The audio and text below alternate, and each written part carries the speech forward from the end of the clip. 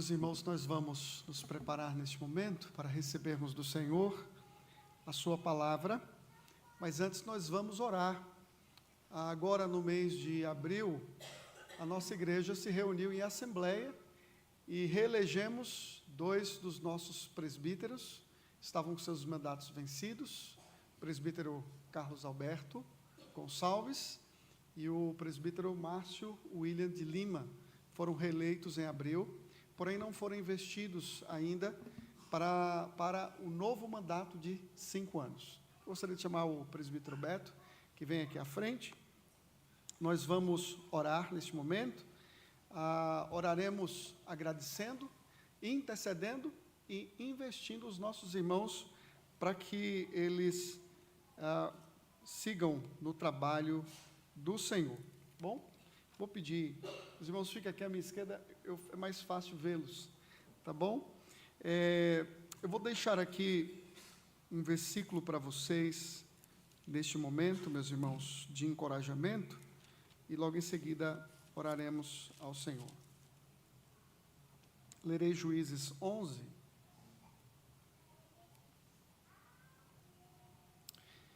Juízes 11, versículo 14 e 16.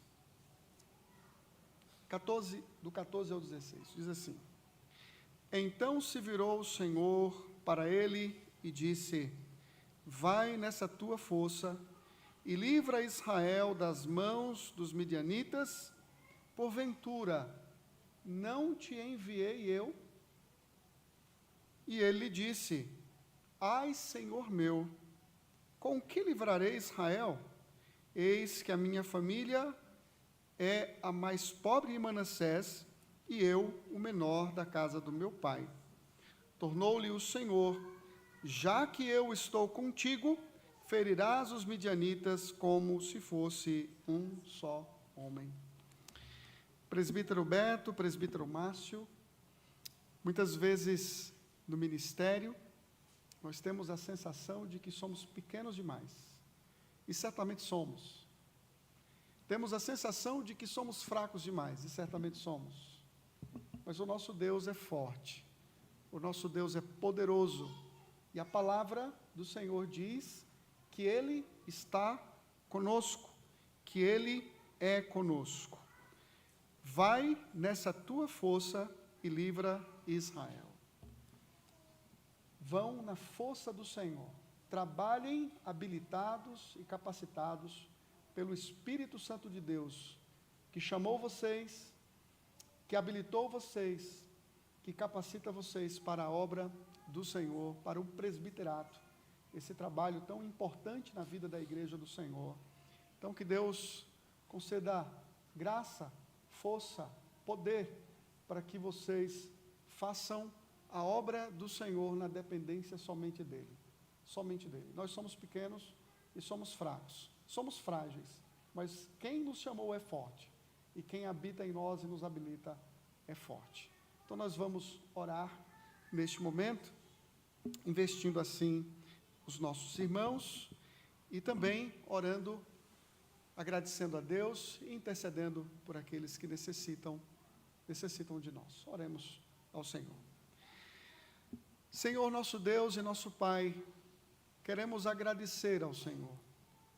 Agradecer ao Senhor por esta noite. Agradecer ao Senhor pelos dízimos e as ofertas. Agradecer pela fidelidade do teu povo. Agradecer pela arrecadação desta igreja. Agradecer pela administração dos recursos e pelos investimentos que têm sido feitos nesta localidade, neste local, em missões, em ação social. Louvamos o teu nome, ó Deus, porque o Senhor tem sustentado o teu trabalho aqui, por intermédio da fidelidade dos teus servos, que têm cumprido cabalmente o seu dever diante do Senhor. Bendito seja o teu nome, ó Deus, pela vida de cada família, cada servo do Senhor.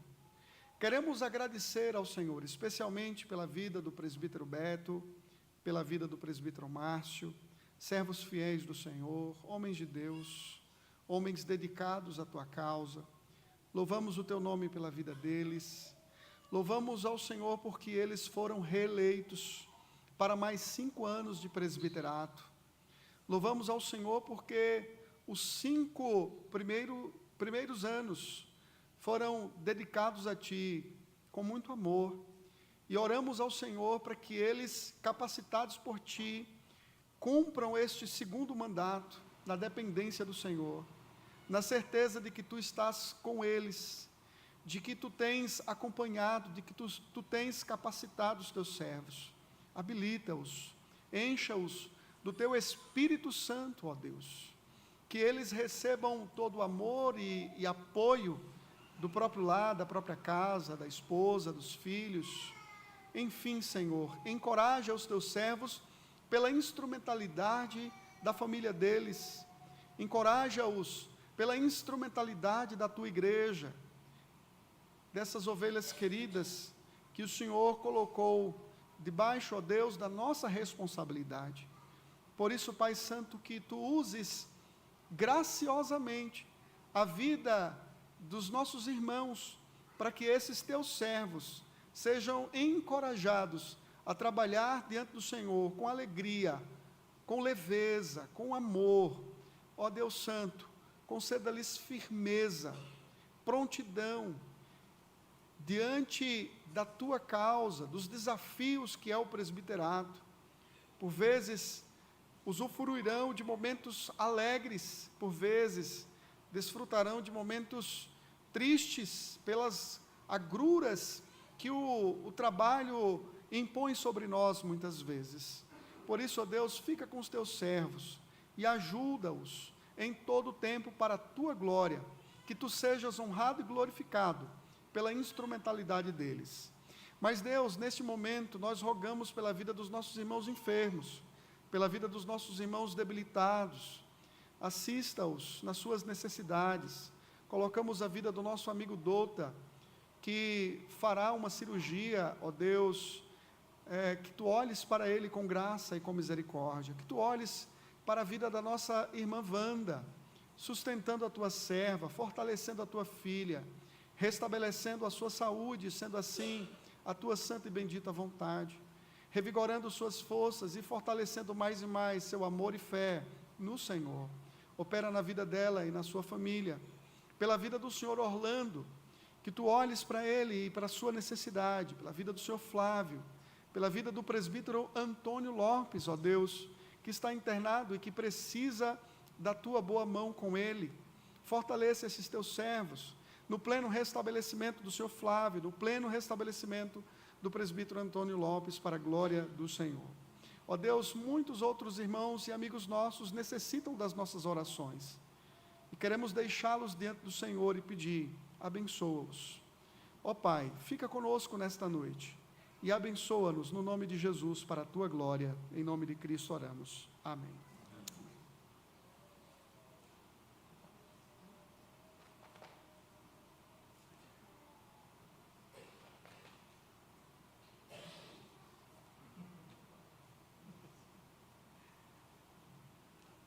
Empossados.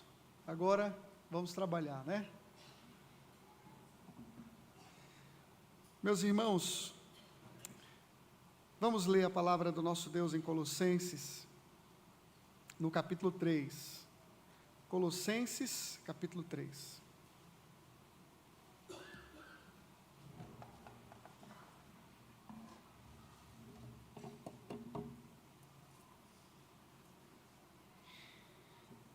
Leremos Colossenses 3, meus irmãos, a partir do versículo 18. Eu peço que vocês abram a palavra do Senhor nesse texto. Nós estamos caminhando para concluir a exposição desta epístola, uma epístola que enaltece a pessoa do Senhor Jesus Cristo. Então nós vamos caminhar um pouco mais aqui até a sua conclusão.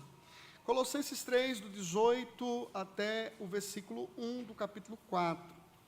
Assim nos diz a santa e infalível e inerrante palavra do nosso Deus. Esposas, sede submissas ao próprio marido, como convém ao Senhor. Maridos, amai vossa esposa, e não a trateis com amargura. Filhos, em tudo obedecei a vossos pais, pois fazê-lo é grato diante do Senhor. Pais, não irriteis a vossos filhos, para que não fiquem desanimados. Servos, obedecei em tudo a vosso Senhor, segundo a carne, não servindo apenas sob vigilância, visando tão somente agradar homens, mas em singeleza de coração, temendo ao Senhor. Tudo quanto fizerdes, fazei-o de todo o coração, como para o Senhor e não para homens, cientes de que recebereis do Senhor a recompensa da herança. A Cristo o Senhor é que estais servindo, pois aquele que faz injustiça receberá em troco a injustiça feita, e nisto não há acepção de pessoas. Senhores, tratai os servos com justiça e com equidade, certos de que também vós tendes Senhor nos céus. Até aqui a palavra do nosso Deus. Que o Senhor nos abençoe. Oremos mais uma vez, meus irmãos. Senhor, fala ao nosso coração, ilumina-nos, traga luz sobre nós, Pai. Nós queremos ouvir a Tua voz e sermos edificados pela Tua santa e bendita palavra. É a nossa oração ao Senhor, em nome de Cristo, para a Tua glória. Amém.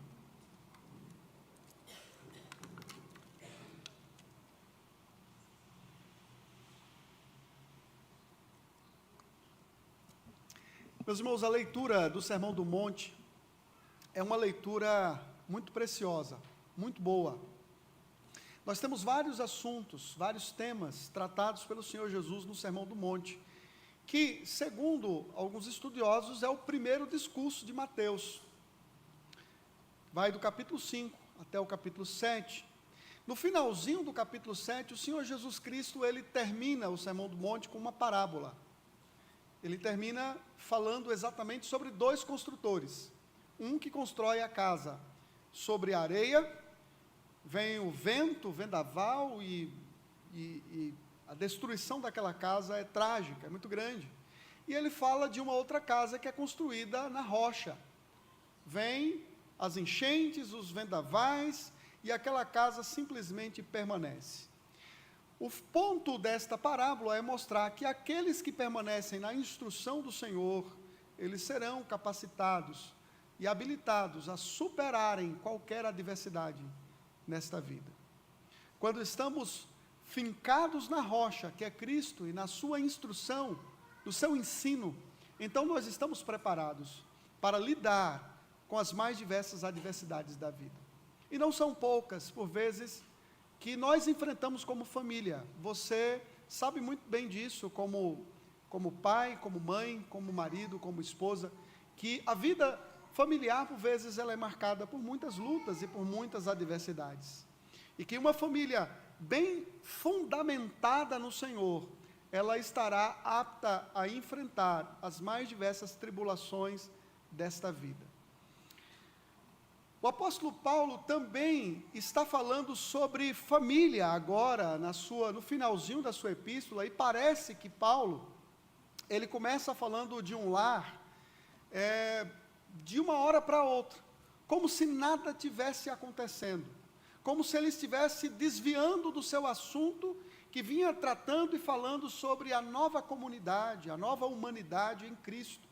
Nós nos tornamos um novo povo, um povo redimido, um povo salvo, pela obra de Cristo. Nós morremos com Ele, ressuscitamos com Ele, e vimos as várias implicações disso na nossa vida. Por exemplo, na nossa vida pessoal, nós temos uma moralidade diferente, nós seremos um povo santo, nós faremos morrer a nossa velha natureza, e desfrutaremos, nos revestiremos do novo homem, seremos pessoas bondosas, marcadas pelo amor, viveremos no contexto e no âmbito da paz de Cristo, e tudo iremos fazer para a glória do Senhor. Mas o apóstolo Paulo, quando ele trata esse assunto, o lar, a partir do versículo 18, ele não está aqui iniciando uma nova sessão, pelo contrário, ele continua falando das implicações da nova vida em Cristo na família. Como o senhorio de Cristo, por exemplo, regula, normatiza e torna a sua vida conjugal mais leve.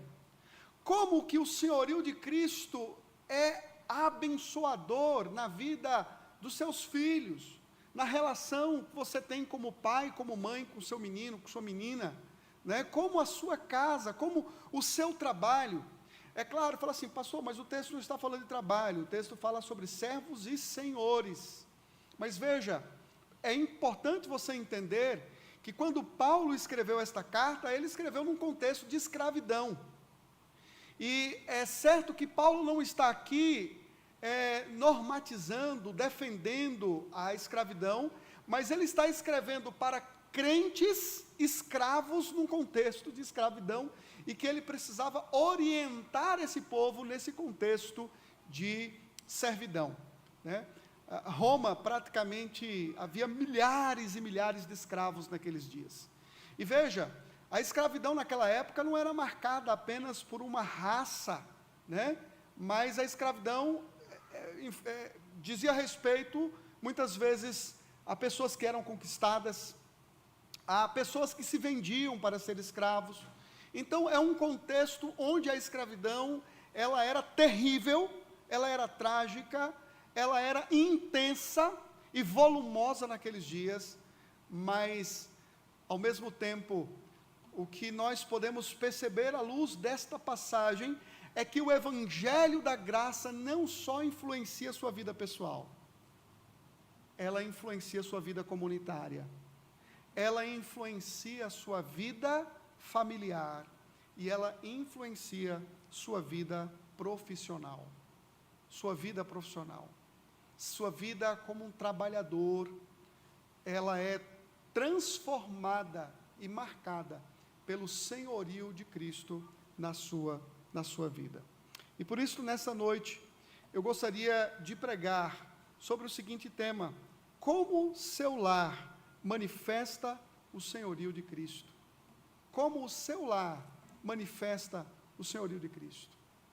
Como a sua casa deve manifestar que Cristo é o Senhor da sua vida, que Cristo é o Senhor da sua família. Em primeiro lugar, manifeste o senhorio de Cristo no seu lar, nos deveres da relação conjugal. Esse é o primeiro ponto. Manifeste o senhorio de Cristo nos deveres da relação conjugal. É interessante porque o apóstolo Paulo fala aqui sobre 3 classes, né? Ele fala sobre a vida conjugal, ele fala sobre a vida familiar, e ele fala sobre a vida de servos e senhores, né? Sobre a vida social daquela época. E ele trata aqui por meio de prioridades. Primeiro, a relação entre marido ou esposa e esposo, depois filhos e pais, depois servos e senhores, né? E ele vem tratando isso sempre de forma prioritária. Ele não está dizendo aqui quem é melhor ou quem é pior, não é isso que não é o ponto dele de falar de essência, mas falar de função, e isso é muito importante. E ele fala aqui, primeiramente, que a esposa, ela precisa cumprir o seu dever dentro da sua casa, e o seu dever é o dever de submissão. Esposas, sede submissas ao próprio marido. Submissão não a qualquer homem, tá, minhas irmãs? Não é isso que o texto está dizendo. Você não tem que ser submissa a qualquer homem, a qualquer indivíduo. Sua submissão deve ser exclusiva ao seu marido. É isso que o texto está dizendo. Esposas, sede submissas ao próprio marido.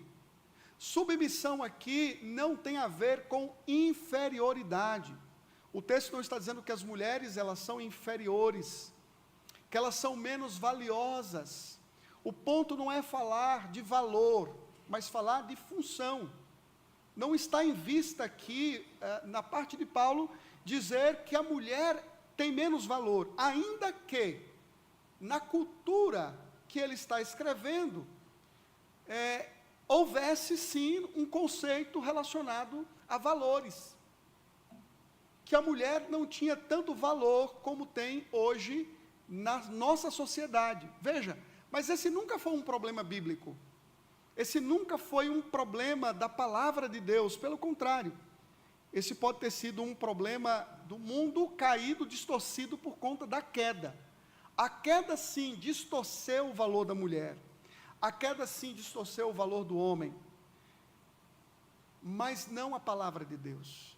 Deus fez homem e mulher, a sua imagem e semelhança, e não apenas isso, o apóstolo Paulo, ele deixa claro que para o Senhor não existe acepção de pessoas, não existe nenhuma acepção, homens e mulheres para o Senhor, eles são iguais, não existe essa acepção, se ele é livre, ou se ele é escravo, se ele é homem, se ela é mulher, para Deus todos são iguais, todos foram alvos da graça dele, foram redimidos e lavados no sangue dele, por isso em Cristo Jesus não existe acepção. E o próprio Paulo fala aqui, ainda no capítulo 3, versículo 11, quando diz, no qual não pode haver grego, nem judeu, circuncisão, nem incircuncisão, bárbaro, cita, escravo, livre, porém Cristo é tudo em todos.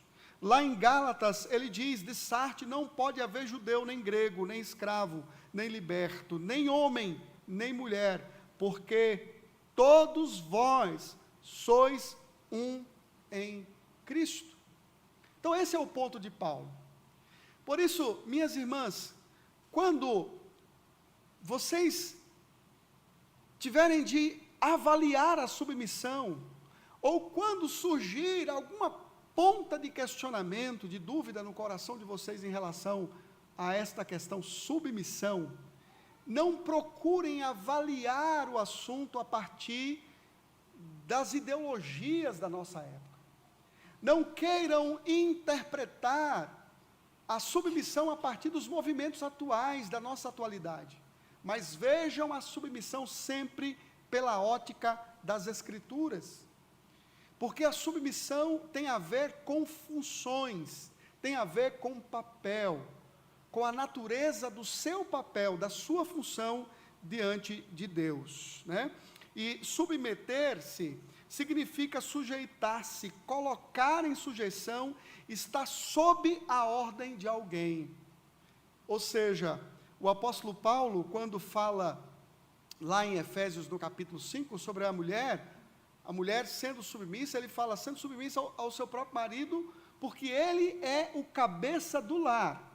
O que Paulo está reconhecendo aqui é a liderança do homem, é a liderança do esposo, e a mulher precisa se colocar debaixo desta autoridade e desta liderança exercida por parte do próprio marido. Olha que coisa interessante no nosso texto.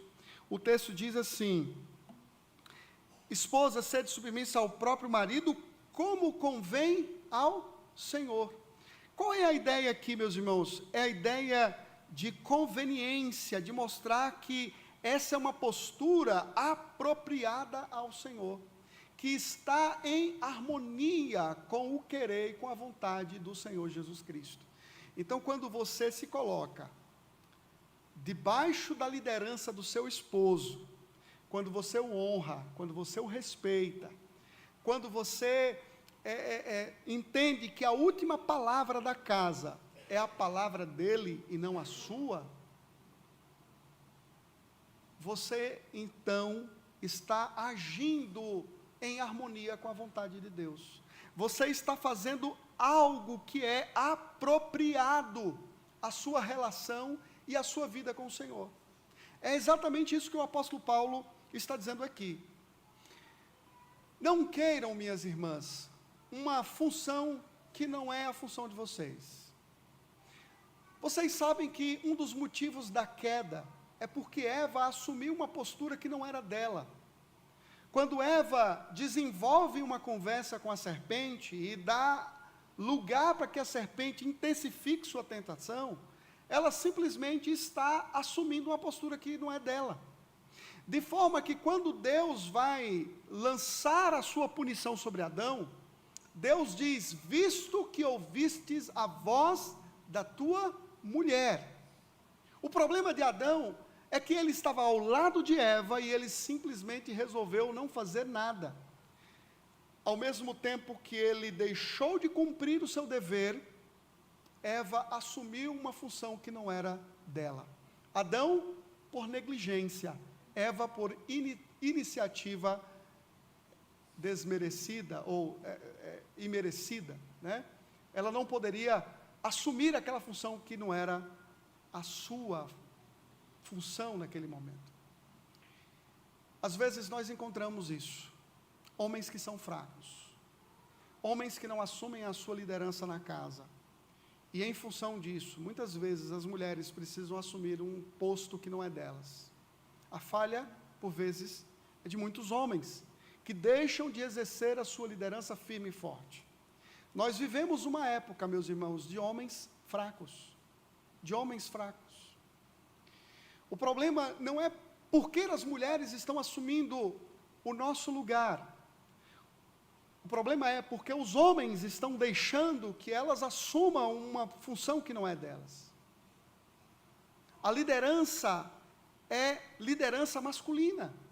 O homem precisa assumir a sua liderança. E a mulher precisa liderar debaixo da liderança do seu marido. Não existe dicotomia, não existe conflito entre isso. É claro que o pecado, ele trouxe sim conflitos, de forma que a mulher, o desejo da mulher seria para o marido, e aquela submissão seria um certo desgosto para ela, por causa do pecado. Mas nós não somos a velha comunidade, nós somos a nova comunidade. E o que Paulo está dizendo aqui, que um casamento debaixo da nova comunidade, transformada pelo Senhor Jesus Cristo, um casamento assim é transformado e modificado nas suas ações e nas suas relações. A mulher, ela vai ser submissa ao seu próprio marido, porque isso é conveniente, porque isso é apropriado para a sua função.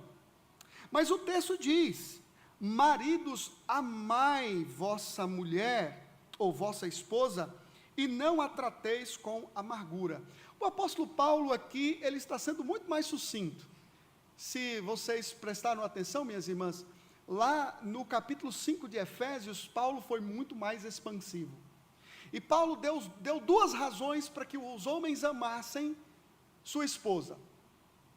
Primeira razão: os homens devem amar a sua esposa, porque Cristo amou a sua igreja. Esta é a primeira razão porque o homem deve amar a sua mulher, porque Cristo amou a sua igreja. A segunda razão é porque ele tem que amá-la como se fosse o seu próprio corpo, porque ambos se tornaram uma só carne. Isso quer dizer, meu irmão, que o seu amor pela sua esposa é um amor sacrificial, é um amor de quem se entrega, é um amor de quem se doa. O homem forte, o homem corajoso, ele precisa amar a sua mulher tendo em vista o exemplo do próprio Cristo. Tendo em vista o exemplo do próprio Cristo. E ele precisa amá-la não de forma egocêntrica, ele precisa amá-la de forma sacrificial. Ele tem que amar a sua esposa como se fosse o seu próprio corpo. Quem de nós aqui não cuida da própria vida, não cuida do corpo? Se nós não cuidamos, se somos relaxados, estamos errados. Mas nós deveríamos cuidar de nós mesmos. Então, quando você tiver algum conflito com relação ao que você deve sentir e como você deve tratar a sua esposa, você tem que ter em mente o exemplo de Cristo. E você precisa ter em mente que Cristo não pensou nele, primeiramente. Ele pensou em você como igreja. Ele pensou em mim como igreja. Ele se doou por nós. Ele se entregou por nós. Muitas vezes nós colocaremos os interesses da nossa esposa acima dos nossos interesses.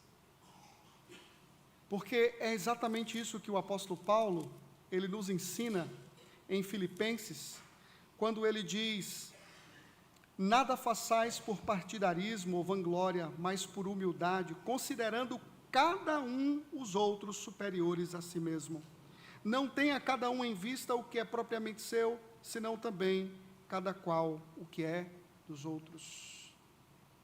Um marido exerce sua liderança não gerando amargura no coração da sua mulher.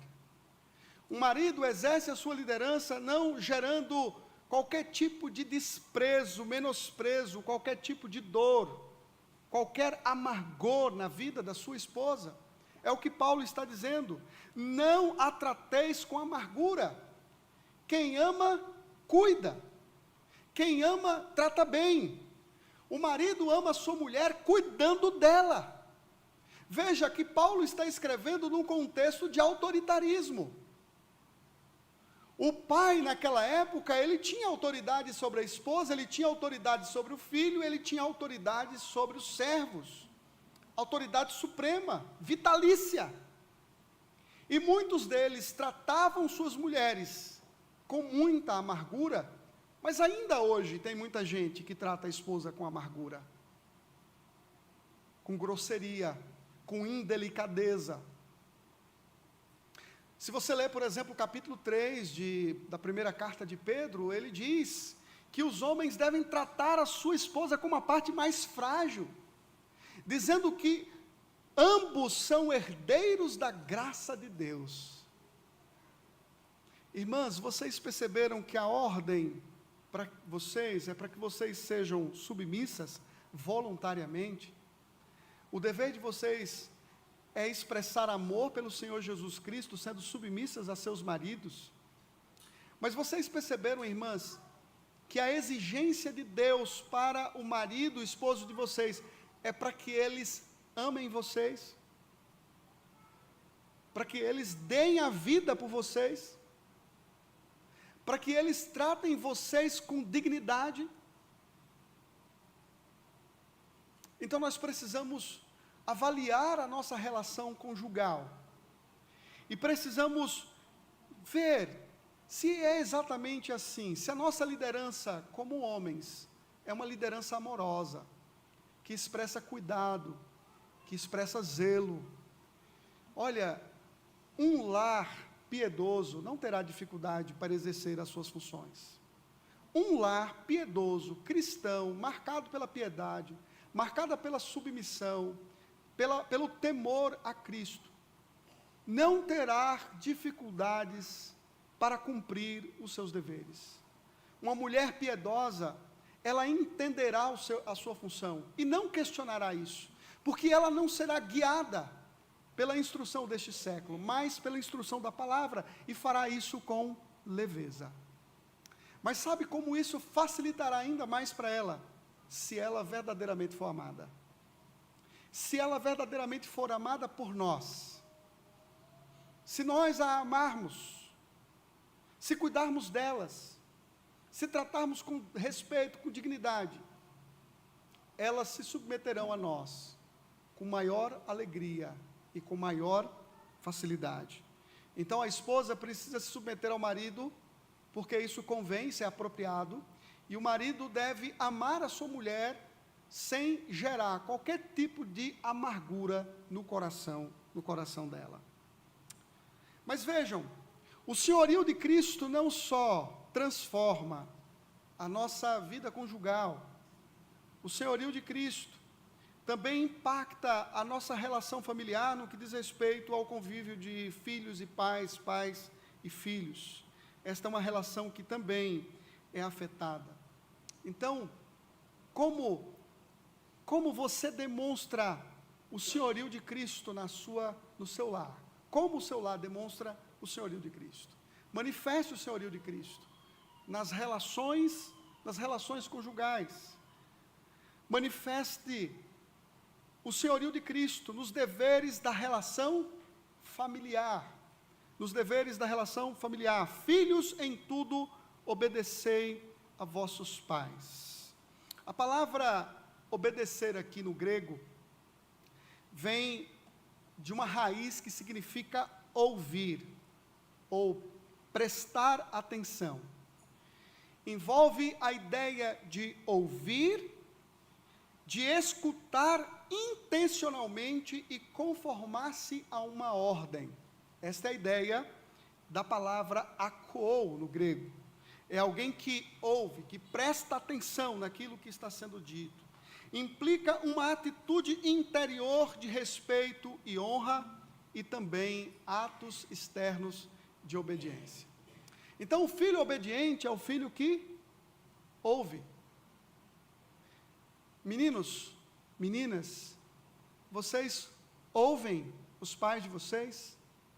Vocês têm bons ouvidos? Muitas vezes, os nossos filhos ouvem, mas não prestam atenção. Muitas vezes, os nossos filhos ouvem, mas não internalizam a ordem que é dada. Eles estão prestando atenção em muitas coisas, mas muitas vezes, presta atenção muito pouco na ordem e nas palavras dos pais. O que Paulo está dizendo é que o senhorio de Cristo envolve uma educação, de forma que você é capaz, como filho, como criança, de ouvir o seu pai e de se submeter à ordem dele. E veja que o texto está dizendo: filhos, em tudo obedecei a vossos pais. Nós temos a palavra pais aqui duas vezes, do versículo 20 ao versículo 21. A primeira palavra que pais tem a ver com progenitores. Pais envolve pai e mãe. O filho precisa ouvir a ordem do pai e da mãe. E por quê? Qual é a razão disso? Por que você precisa obedecer ao seu pai? Por que em tudo você precisa obedecer ao seu pai? Porque isso é agradável diante de Deus. Porque fazê-lo é grato diante do Senhor. A obediência de um filho aos pais agrada ao Senhor. Se o lar, ele é um meio de graça da parte de Deus para a santificação dos nossos filhos, para o crescimento deles e desenvolvimento e amadurecimento deles, então o lar precisa ser um lugar de regras. O lar precisa ser um lugar de normas. Porque se o lar for um lar onde só existe liberdade e não existe regras, ele se tornará um caos. Os nossos filhos serão desorientados. Por isso, crianças, vocês não podem crescer e se desenvolver num lar onde não tem regras. E muitas vezes, parece que é o que nós desejávamos ou desejamos, né? Crescer num ambiente sem regras. Eu faço o que quero, durmo na hora que quero, acordo na hora que quero, jogo quando quero, assisto quando quero. Não pode ser assim. Sabe por quê? Porque isso não é bom para vocês. Comer o que vocês querem apenas não é bom para vocês. Fazer o que vocês querem apenas não é bom para vocês. Se vocês querem crescer em santidade, crianças, e se vocês querem ser mais parecidas com o Senhor Jesus Cristo em tudo, vocês precisam morar num ambiente onde as regras existem, porque elas são importantes para o progresso, para o amadurecimento, para o bem-estar de vocês. Então, saibam ouvir. Quando seus pais falarem, não ouçam como se fossem pessoas chatas, porque eles não são. São pessoas sábias, que amam vocês e que se interessam pelo crescimento e pelo amadurecimento de vocês. E fazer isso é grato diante de Deus. Vocês agradarão o Senhor Jesus Cristo se vocês se portarem desta forma, como crianças obedientes. Mas veja que coisa interessante aqui para as irmãs. O Senhor Jesus, o apóstolo Paulo diz para que as mulheres sejam submissas. Mas o apóstolo Paulo diz que os filhos e os servos devem ser obedientes. Isso mostra que a relação marido e mulher está numa categoria diferente da categoria de filhos e servos. É uma relação diferenciada que deve ser tratada com zelo e muita honra por parte dos filhos. Então, querido pai, querida mãe, ensine os seus filhos a serem bons ouvintes. Sendo bons ouvintes, eles serão bons servos do Senhor Jesus Cristo, expressando submissão a Cristo por meio da obediência a vocês. Filhos obedientes, filhos submissos aos pais, são filhos que agradam, que exaltam e que honram o nome do Senhor. Mas o texto segue dizendo: pais, não irriteis os vossos filhos, para que não fiquem desanimados. Mais uma vez, o apóstolo Paulo está escrevendo numa cultura onde o pai tinha a autoridade suprema, autoridade vitalícia sobre o filho. Enquanto criança, ele poderia se casar, ele poderia ter filhos, e ainda assim o pai continuaria tendo autoridade vitalícia sobre ele. Essa era a ideia naqueles dias. Um pai, naquele tempo, poderia vender os seus filhos. Sabiam disso? Um pai poderia vender os seus filhos como escravos. Um pai, naqueles dias, poderia rejeitar um filho, se porventura ele nascesse com defeito, se ele fosse deficiente físico. Ele poderia ser rejeitado pelo próprio pai.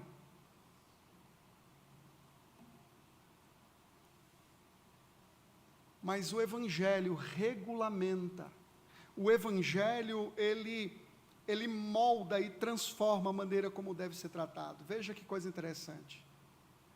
O Evangelho diz para que o homem naquela época deveria amar a sua mulher. Isso era estranho para aqueles tempos, para aqueles dias.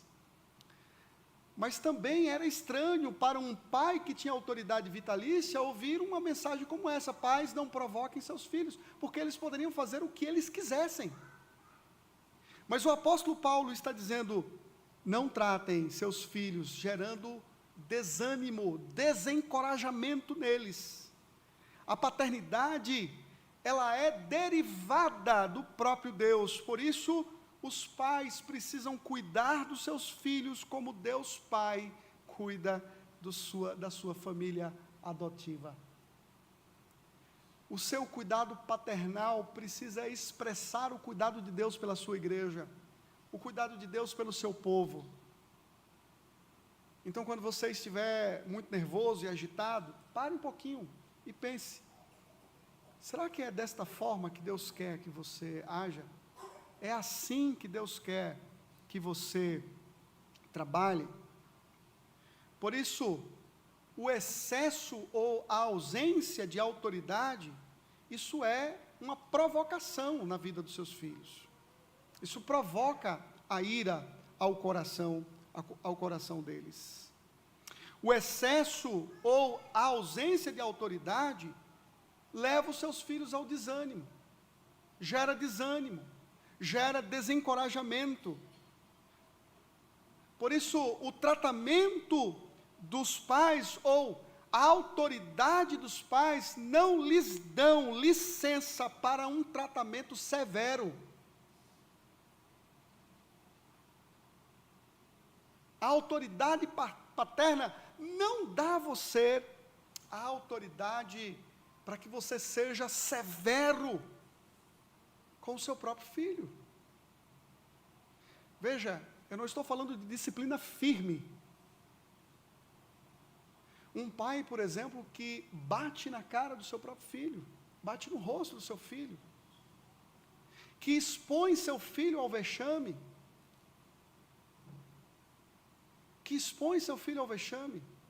que o disciplina publicamente, muitas vezes de forma até cruel. As crianças devem ser tratadas com cuidado. Elas precisam de disciplina firme, administrada pelo amor. Disciplina firme, administrada pelo amor. Você vai ter momentos firme com seu filho. Mas isso tudo precisa ser administrado com amor.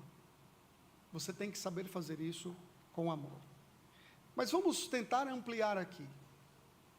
Como os pais podem provocar a ira aos seus filhos?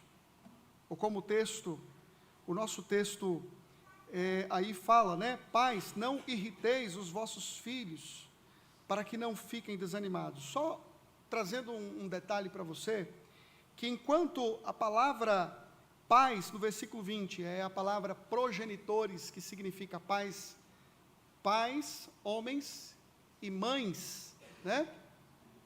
Mães, mulheres. Aqui no nosso texto, o versículo 21, quando diz pais, é a palavra pater no grego, e significa pai, progenitor masculino. É o homem. O que ele está falando aqui é para o homem. Por quê? Não é que a mãe também muitas vezes não provoca a ira ao filho, não é isso, elas também provocam. Muitas vezes os filhos também são provocados pela mãe. Mas a ideia aqui é que a autoridade disciplinar na sua casa é do homem. Quem tem que disciplinar o seu filho é o homem. Isso é uma autoridade dele, como pai, como chefe de família, como sacerdote, como pastor. Tem coisas na sua casa, por exemplo, que você vai ter que falar para o seu filho e falar assim para ele: olha, filho, espera um pouco, deixa o seu pai chegar, nós vamos ter uma conversa séria com ele. Porque é responsabilidade dele a disciplina. Você como mãe tem autoridade, deve fazer. Mas muitas coisas serão feitas pelo homem, porque ele é o líder da casa, ele é o pastor, ele é o guia, ele é a liderança espiritual do seu lar. E é por isso que o apóstolo Paulo aqui está falando para os pais, os progenitores masculinos, para que eles não irritem. E nós irritaremos os nossos filhos pelo excesso de proteção. Nós irritaremos os nossos filhos pelo favoritismo. Nós irritaremos os nossos filhos ao desestimulá-los. Muitas vezes nós não geramos encorajamento, mas desestimulamos as nossas crianças a serem fortes, dependentes de Deus, dependentes da graça de Deus. Nós irritamos os nossos filhos quando não reconhecemos a diferença entre eles, quando não dialogamos com eles, quando as nossas palavras são duras demais, agressivas demais, quando a agressão física é agressiva. Nós irritamos os nossos filhos quando a disciplina não é consistente. Então são várias formas de irritarmos os nossos filhos. E a instrução é: pais, não irritem seus filhos. Mas conforme o texto de Efésios, eduque-os na disciplina do Senhor, porque isso é justo, isso é justo, isso é correto, isso exalta e glorifica a Deus. Então o Evangelho, ele impacta, meus irmãos, impacta a nossa relação familiar. Os pais não devem amargurar os filhos, importunando-os e zombando deles. Menosprezar os filhos ou mostrar por palavras ou ações que eles não são importantes para os pais, não deveria ter lugar nas famílias cristãs.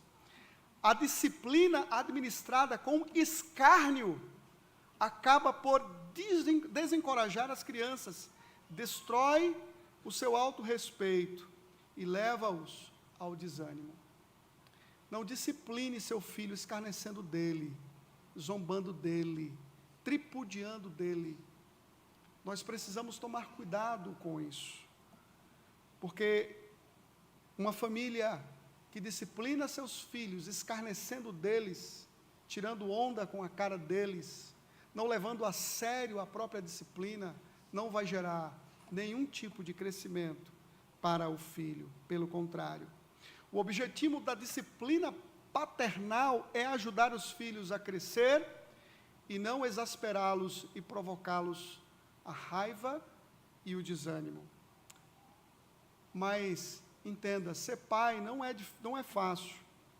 Ser pai ou mãe não é uma tarefa fácil, é uma tarefa difícil. É preciso muita paciência para criar os filhos de forma amorosa, de maneira que eles honrem e exaltem ao Senhor. Educação exige de nós muita paciência da parte do Senhor. Por isso, crianças, adolescentes, jovens, adultos, honrem os pais de vocês. Valorizem os pais de vocês. Sejam respeitosos com eles. A vocês, crianças, vejam os pais de vocês como seus melhores amigos. Vejam os pais de vocês como o exemplo a ser seguido. Vejam os pais de vocês como o exemplo a ser imitado. Amem os pais de vocês, crianças. Se vocês amam os pais de vocês, então sejam obedientes a eles. Avós, ajudem seus netos a respeitarem seus filhos. Seus filhos, ajude-os nisso. Criança, adolescente, saiba valorizar o seu pai. Amanhã você vai se casar, você vai ser pai, e você vai saber por experiência o que é ser pai e o que é educar. Vocês precisam ver nisso, porque amanhã vocês estarão assumindo a função que é deles. A função dos seus pais amanhã será uma função de vocês. De vocês. Então aprendam a cuidar dos pais de vocês e a amar o pai e a mãe de vocês. Ouvindo, dando atenção, zelando. Valorizem enquanto vocês têm, enquanto eles estão aqui. Valorizem enquanto vocês têm o aconchego do pai, o aconchego da mãe, porque amanhã vocês podem não ter mais. Sejam mais carinhosos, sejam mais amorosos. Pais, amem seus filhos de todo o coração de vocês. Dediquem-se por eles. Façam de tudo para que eles sejam mais parecidos com Cristo hoje. Para que eles exalem a pessoa do Senhor Jesus Cristo. Para que eles sejam filhos parecidos com Cristo.